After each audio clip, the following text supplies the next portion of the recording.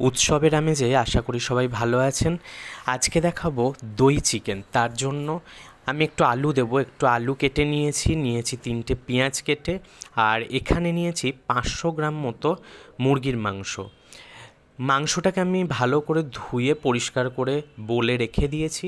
আর এদিকে নিয়েছি আমুলের 200 গ্রাম টক দই। আমি 500 গ্রাম চিকেনের জন্য 200 গ্রাম মতো টক দই পুরোটাই দেব।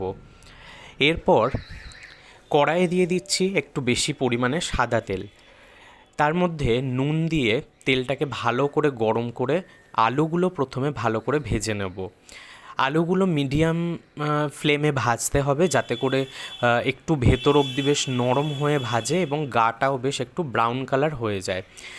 ওদিকে আমি আলুটা ভাজতে দিয়ে এদিকে আমি মাংসটাতে টক দইটা খুব ভালো করে মাখিয়ে নেব। আমি এখন আপাতত দইটাই মাখাবো, আমি আর কিছু এতে দেব না। দইটা মাখিয়ে রাখলে কি হবে, মাংসটা বেশ ভেতর অবধি সুসেদ্ধ হবে, তার সাথে দইটা বেশ ভালোভাবে মাংসের সাথে মিশেও যাবে। এরপর ভালো করে মাংসটাকে মাখিয়ে রেখে দিয়ে আমি এদিকে দেখে নেব আমার আলুগুলো মোটামুটি এক পিঠ ভাজা হয়ে গেছে। আলুগুলোকে ভালো করে উল্টে পাল্টে দেব। এরপর আলুগুলো ভালো করে ভেজে নিয়ে যখন বেশ লাল লাল হয়ে গাগুলো ভেজে যাবে, এরকম পুরোটাই ভাজা হয়ে যাবে এবং বুঝতে পারবেন ভেতর অবধি নরম হয়ে গেছে, কারণ এটা নামাবার আগে আমি একদম দেব, বেশি ফোটাবো না আলুটা দিয়ে। আমার আলু মোটামুটি ভাজা হয়ে গেছে, আমি আলুটাকে তুলে নেব। আলুটা তুলে নিয়ে কড়াইয়ের মধ্যে আমি আলুটা ভেজে নিয়েছি। এরপর কড়াইয়ের মধ্যে শুকনো লঙ্কা ওই তেলেতে দিয়ে দেবো, শুকনো লঙ্কা ফোড়ন আর গোটা গরম মশলা। তারপর কুচিয়ে রাখা 3টে মিডিয়াম সাইজের পেঁয়াজ আমি দিয়ে দেবো তেলে।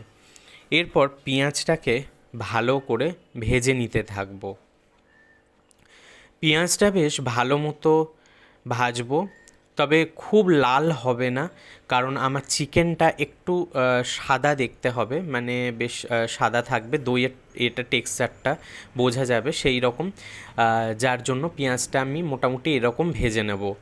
এরপর আমি ভাজা একটু হয়ে গেলে পেঁয়াজটা একটু লাল লঙ্কার গুঁড়ো দেব, মশলা আমি আর কিছু দেব না। আমি এতে 1 চামচ করে আদা রসুন পেস্ট একটু জলে ভালো করে ফেটিয়ে নিয়ে এতে দিয়ে দেবো।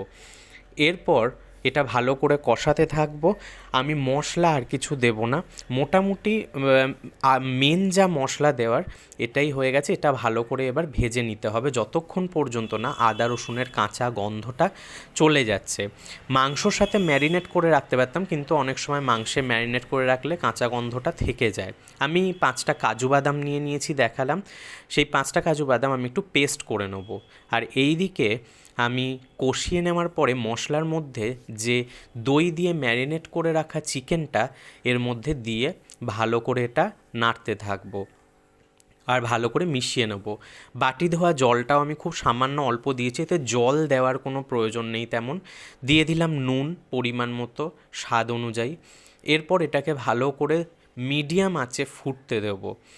জল যেহেতু দেবো না, এটা মিডিয়াম আছে, খুব ধীর গতিতে দই থেকে যেটুকু জল ছাড়বে সেটাতেই এটা এরকম কষিয়ে যেতে হবে, তাহলেই মাংসটা ভেতর পর্যন্ত ভালোভাবে কুকড হবে আর খেতেও সুস্বাদু হবে।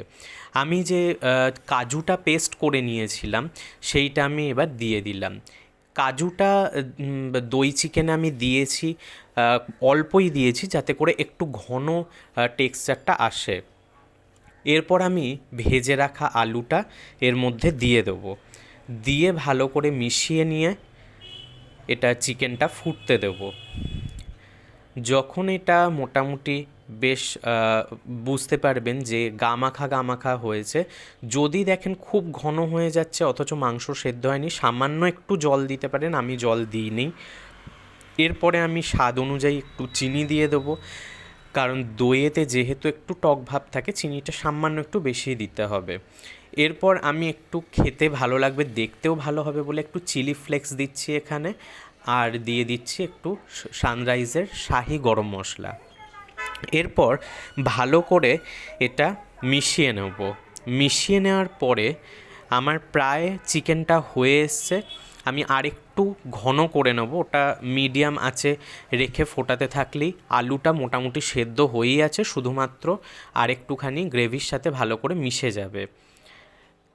এইভাবে চিকেনটা দেখে বোঝাই যাচ্ছে প্রায় হয়েছে, খুব সুন্দর গন্ধ বেরিয়েছে। এরকম করে আপনারাও একবার অবশ্যই বানাবেন।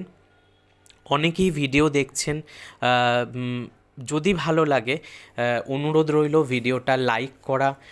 আমার চিকেনটা প্রিপেয়ার হয়ে গেছে, বেশ টেম্পটিং দেখতে হয়েছে, খেতেও খুব সুন্দর হয়। অবশ্যই এভাবে একবার বানিয়ে দেখবেন। এটা ভাতের সাথে তো ভালো লাগেই অবশ্যই, তাছাড়া লুচি, পরোটা এইগুলোর সাথেও খুব ভালো লাগে। অবশ্যই এভাবে বানাবেন। বেশ একটু ভাতের সাথে খেলে গ্রেভিটা আরেকটু রাখতে পারেন, কিন্তু লুচি পরোটার সাথে খেলে বেশ এরকম গা মাখা রাখলেই বেশি খেতে ভালো লাগে।